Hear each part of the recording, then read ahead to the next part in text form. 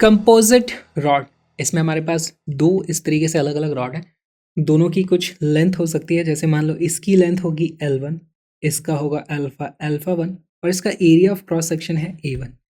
यहाँ पर इसकी लेंथ हो सकती है L2, इसका अल्फा होगा अल्फा 2 और इसका एरिया ऑफ क्रॉस सेक्शन हो जाएगा A2। यहाँ पर हमें देखना है कि अगर मैं इसे गर्म करूँगा इस तरीके से तो क्या होने वाला है। अगर ये रिजिड हमारे पास सपोर्ट है जो मूव नहीं करने वाला, तो देखो ये भी गर्म होना चाहिए, बड़ा होना चाहेगी, ये भी चाहेगी गर्म होकर एक्सपैंड कर जाए। दोनों का कुछ यंग्स मॉड्यूलस है, दोनों की कुछ इनिशियल लेंथ है, तो उनमें इस तरीके से टक्कर लगेगी। यार मैं ज़्यादा बड़े हो जाऊँ, मैं ज़्यादा बड़े हो जाऊँ, कौन ज़्यादा बड़ा होने की कोशिश करेगा। तो हम इसको अज्यूम करते, मतलब इसको फील लेने की कोशिश करो।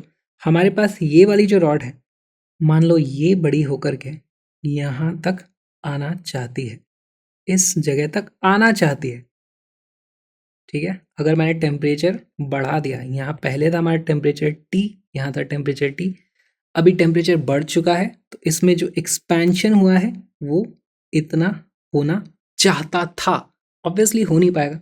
दूसरी हमारी जो रॉड है, दूसरी रॉड भी यहाँ से बड़ी होना चाहिए। कहाँ तक जाना चाहेगी? वो आना चाहेगी मान लो यहाँ तक। हमें नहीं पता कहाँ तक आना चाहती थी, कैलकुलेशन की जा सकती है वैसे, ठीक। तो होगा कहाँ यहाँ पे? एक्चुअली हमें एक इक्विलिब्रियम पोजीशन मिल जाएगी, ये रॉड्स यहाँ पर कहीं आ जाती हैं दोनों।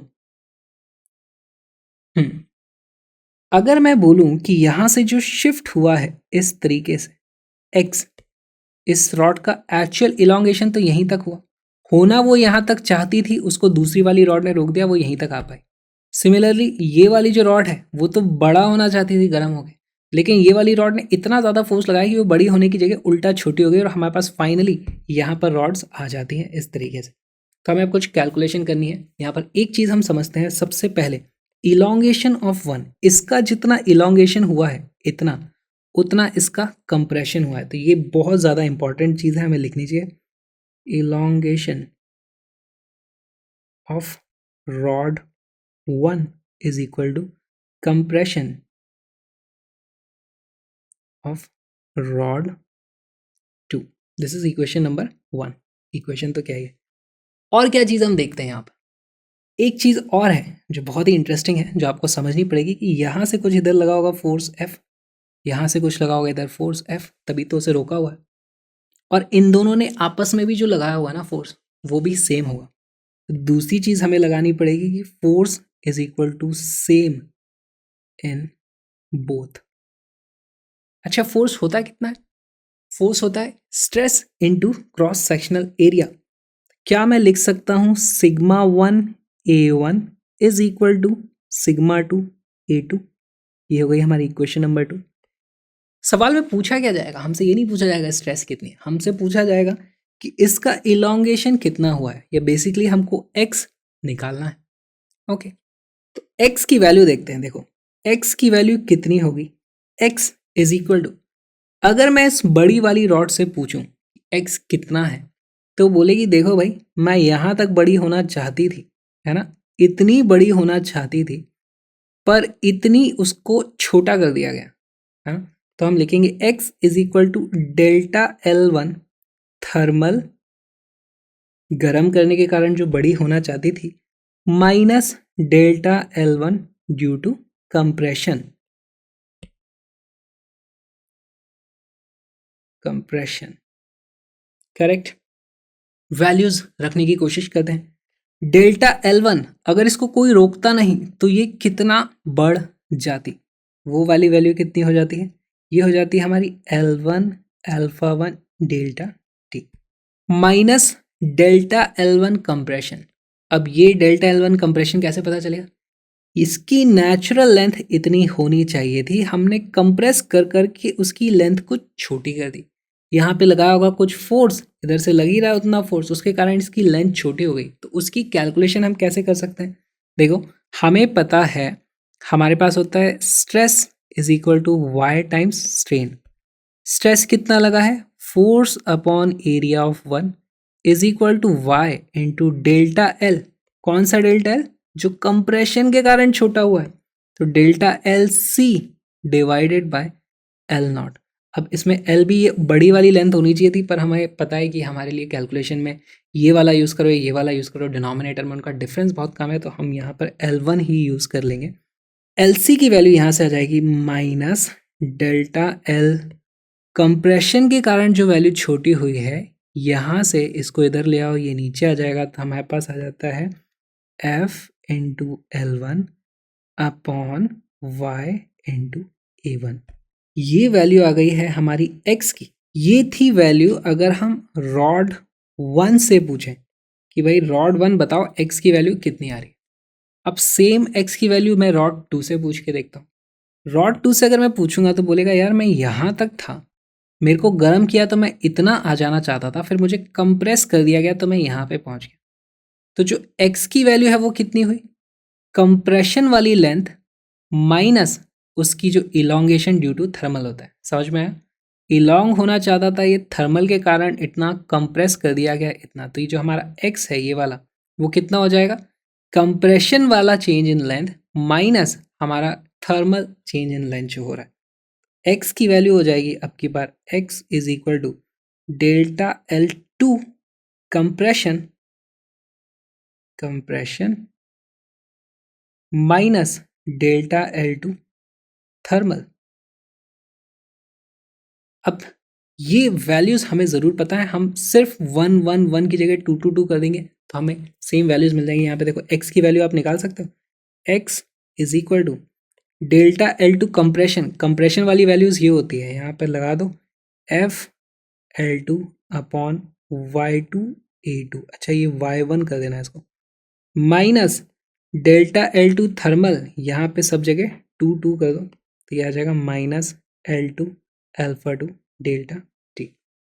ये वाली कैलकुलेशन हमें मिली है रॉड 2 से।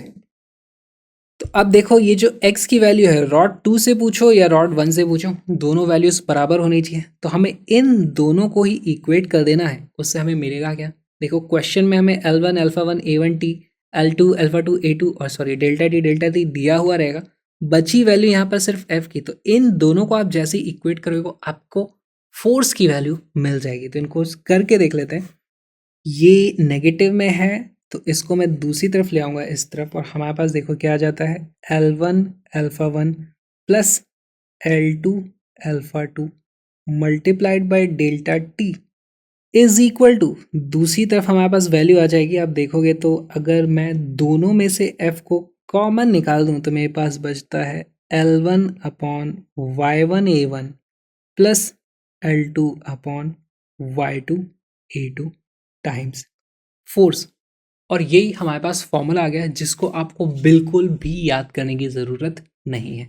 अब इस फॉर्मूले की फील लेने की कोशिश करते हैं, समझते हैं यार ये फॉर्मूला सही काम कर रहा है कि नहीं, हमारे पुराने जाने पहचाने फॉर्मूले जैसा है कि नहीं। हमारे पास क्या फॉर्मूले होते हैं, अगर मैं इसको पूरे को एक सिंगल रॉड से रिप्लेस कर दूँ तो क्या हो जाएगा, alpha 1 is equal to alpha 2 हो जाएगा, area 1 is equal to area 2 हो जाएगा, है ना। तो अगर मैं रिप्लेस कर दूँ एरिया 1 और एरिया 2 को सेम एरिया बना दूँ, अल्फा 1 अल्फा 2 को सेम बना दूँ, तो यहाँ पर हमारे पास देखो यही फॉर्मूला रिड्यूस हो जाएगा। लेफ्ट हैंड साइड पे हमारे पास आ जाएगा L1 plus L2 alpha delta T is equal to, right hand side पे क्या बचता है हमारे पास L1 plus L2 F upon A Y. और ये L1 प्लस L2 ये वाली वैल्यूज़ तो हमारे पास इस तरीके से कट जाएंगी। हमारे पास बचता है फोर्स पर unit area is equal to Y alpha delta T. यही तो था हमारा थर्मल स्ट्रेस का फॉर्मूला। तो इस तरीके से हम इसकी फील ले सकते हैं। दूसरी चीज़, यहाँ पर आप वैल्यूज़ कैलकुलेट करोगे और अगर आप x की वैल्यू कैलकुलेट करना चाहो, अल्फा 1 A1 को आप बराबर कर दो अल्फा 2 A2 से, है ना। अल्फा 1 को अल्फा 2 से कर दो, A1 को A2 से कर दो, इफेक्टिवली ये सेम मटेरियल की रॉड हमारे पास पूरी हो जाएगी। ऐसे केस में आप टेम्परेचर की कुछ भी वैल्यू करते रहो, कितना भी इसमें स्ट्रेस डेवलप हो जाए, लेकिन ये पॉइंट इधर क्यों शिफ्ट होगा, कोई रीज़न ही नहीं है। दोनों तो सेम मटेरियल की बनी है, दोनों में बराबर दम है, तो वो आगे पीछे नहीं होगा। तो ऐसे केस में x की वैल्यू 0 होनी ही पड़ेगी। तो आप इस चीज़ को भी चेक कर पाओगे अगर आपको न्यूमेरिकल क्वेश्चन दे दिया जाए तो।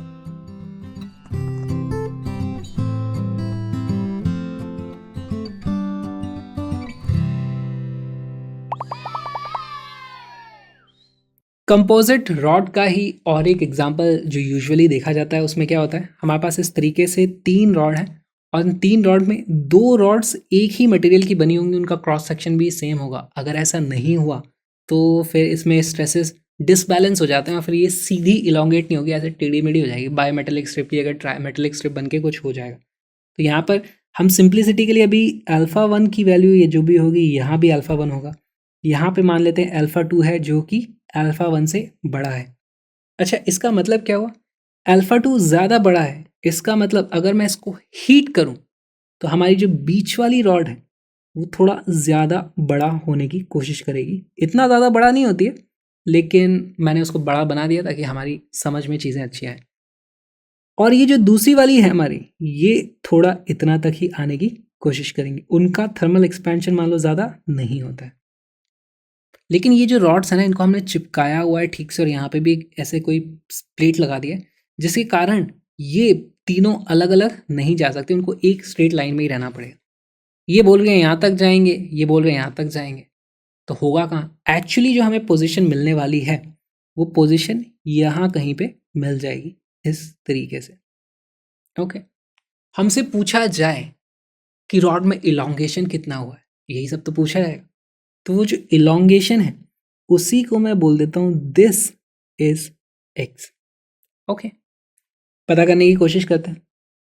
हमारे पास ये वाली जो रॉड है यहाँ इसकी नेचुरल लेंथ है, लेकिन इसके अंदर कुछ अब टेंसाइल स्ट्रेस हो गई है ना, इसको यहाँ पर खींच करके लाया गया है। तो ये जो प्लेट है, एक बार उसको मैं ऊपर इस तरीके से FBD बनाने की कोशिश करूँ तो इस रॉड को इधर खींचा गया है, तो इस पे भी इधर कुछ फोर्स लगेगा, इस पर फोर्स लगेगा, मान लो ऐसे F1। सिमिलरली इस रॉड को भी इधर खींचा जाएगा, इस पे इधर खींचा जाएगा, यहाँ पे हमारे पास इस तरीके से फोर्स लगेगा F1। और ये वाली जो रॉड है ये तो भाई इतना जाना चाहती थी, लेकिन इस रॉड ने इसको दबा रखा है ना, इस रॉड ने इसको दबा रखा है, तो ये रॉड को ऊपर इधर फोर्स लगाएगी, ये हो जाएगा हमारा F2। तो इक्विलिब्रियम के लिए हमारे पास एक कंडीशन आ जाती है 2F1 is equal to F2। ये सबको समझ में आ गया? अच्छा, मान लो इन सभी का क्रॉस सेक्शन भी एरिया है, सबका क्रॉस सेक्शनल एरिया है A।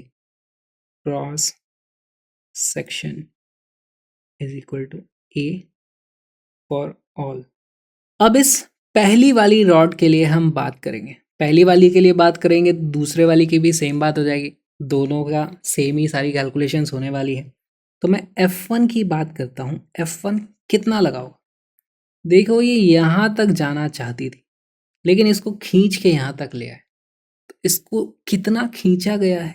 खींचा इतना गया है ना, तो इसमें जो स्ट्रेन होगा वो इतने के कारण ही होगा। तो पहले तो इसके लिए हम स्ट्रेन लिखें, तो मैं बोलूँगा strain in 1 is equal to, उसमें चेंज कितना आया है? x, ये तो पूरा था, माइनस दिस मच, ये वाला चेंज कितना है? x minus L alpha 1 delta T, है ना। यहाँ पर ये वाली लेंथ हमारी मान लो ओरिजिनल लेंथ थी L, तो ये वाला हो गया हमारे पास L alpha 1 delta T, total है x और उसको इतना खींचा गया है। तो एप्सिलॉन 1 में हमारे पास डिनोमिनेटर में आनी पड़ेगी, ये तो क्या हो गया? चेंज इन लेंथ नीचे आएगी, जो हमारी नेचुरल लेंथ है, नेचुरल लेंथ कौन सी यूज होनी चाहिए? ये वाली होनी चाहिए, क्योंकि इसको पकड़ के हमने इतना खींचा, तो वो L प्लस इतना होना चाहिए। लेकिन हम जानते हैं कि इसको हम इग्नोर कर देंगे, तो हम यहाँ पर डायरेक्टली L लिख देते हैं, या फिर मैं लिख देता हूँ L into 1 plus alpha 1 delta T, इतना होना चाहिए था, लेकिन हम इसको अप्रॉक्सीमेटली मान लेते हैं x minus L alpha 1 delta T upon L। अब आती है यंग्स मॉड्यूलस वाली इक्वेशन, वो क्या बोलती है? Stress is equal to Y time strain. Stress होता है फोर्स पर यूनिट एरिया, तो एरिया इधर चल जाएगा AY एप्सिलॉन। अच्छा, हमने एप्सिलॉन 1 पता कर लिया है, उसको मैं AY से मल्टीप्लाई कर दूंगा तो मुझे F1 पता चल जाएगा। यहाँ से मुझे मिलता है F1 is equal to, area सबका सेम है, y सेम नहीं होगा, यंग्स मॉडुलस अलग अलग मेटल की बनी हुई है ना ये, तो सबका अल्फा अलग है तो y भी अलग होगा, एरिया सेम हो सकता है। ओके, तो F1 is equal to AY1 into epsilon, epsilon 1 की वैल्यू है ये, यहाँ पर इसको मैं मल्टीप्लाई कर दूंगा, नीचे आ जाएगा L, इधर बचता है x minus L alpha 1 delta t। Okay, similarly अब कैलकुलेशन करेंगे हम एप्सिलन इन रॉड 2। रॉड 2 के लिए एप्सिलन देखते हैं, तो एप्सिलन 2 मैं इसको बोल दूंगा, बढ़े हुए टेम्परेचर पे इसकी नेचुरल लेंथ इतनी थी, लेकिन वो है कहाँ, x पर, तो उसको कंप्रेस कितना किया गया है, वो ये वाली लेंथ है ना, इतना उसको कंप्रेस किया गया, तो हमें एक्चुअली ये वाली लेंथ पता करनी। तो एप्सिलन की वैल्यू हो जाएगी L अल्फा 2 डेल्टा t, क्या हो गया ये वाली length, minus x divided bye, divide करेंगे उस वक्त की नेचुरल लेंथ जो ये होती है, लेकिन हमें एक्चुअली पता है ये वाली वैल्यूज बहुत छोटी होती हैं, तो हम नीचे डिनोमिनेटर में x लेंगे। ठीक है, अभी मैं लिख देता हूँ L into 1 plus alpha 2 delta T, which is approximately equal to L alpha 2 delta T minus x divided by L। ठीक, अब यहाँ पर अगर एप्सिलॉन आ चुका है, सेम फॉर्मूला लगेगा और हमें F2 की वैल्यू मिल जाएगी, F2 is equal to AY2 upon L multiplied by L alpha 2 delta T minus x. बहुत अच्छे, हमने F1 निकाल दिया, हमने F2 निकाल दिया। करें क्या, हमें F थोड़ी पता करना था, हमें X पता करना था। बाकी सारी चीज़ें हमें क्वेश्चन में दी हुई होंगी, ये सारी चीज़ें दी होंगी, खाली X नहीं पता। अब हमें बस ये वाली इक्वेशन लगा देनी है, यहाँ पर F1 को मल्टीप्लाई करो 2 से, उसको F2 से इक्वेट करो, तो यहाँ पर मैं लिख देता हूँ 2F1 is equal to F2, तो 2AY1 upon L multiplied by x minus L alpha 1 delta t is equal to AY2 upon L into L alpha 2 delta t minus x। यहाँ से हमारी क्या क्या वैल्यूज कट गई, L से L cut गया, A से A कट गया, और हम देखते हैं अगर मैं x वाली टर्म्स को एक साथ ले लूँ तो मेरे पास आता है 2y1 minus plus y2 times x is going to be equal to y2 alpha 2 plus 2y1 alpha 1 into L delta t। और यहाँ से मैं इसका फॉर्मूला बना सकता हूँ, देखो मुझे x पता करना है, तो x इज इक्वल टू हमारे पास आ जाता है y2 alpha 2 plus 2y1 alpha 1 divided by, नीचे आ जाएगा y2 plus 2y1 into L delta t। ध्यान से देखो ये फॉर्मूला कैसा है, पहली बात तो ये समझो, इस फॉर्मूले को याद बिल्कुल भी नहीं करना है, हमें कॉन्सेप्ट समझने थे, हमने समझ ली।